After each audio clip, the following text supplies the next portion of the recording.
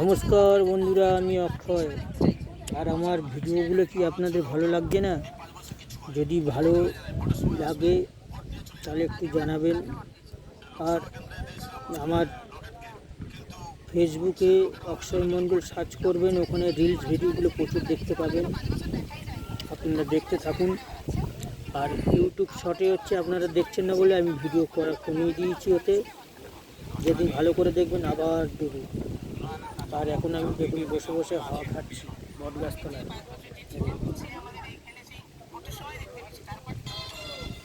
আর ভালো লাগছে কিনা বলবেন।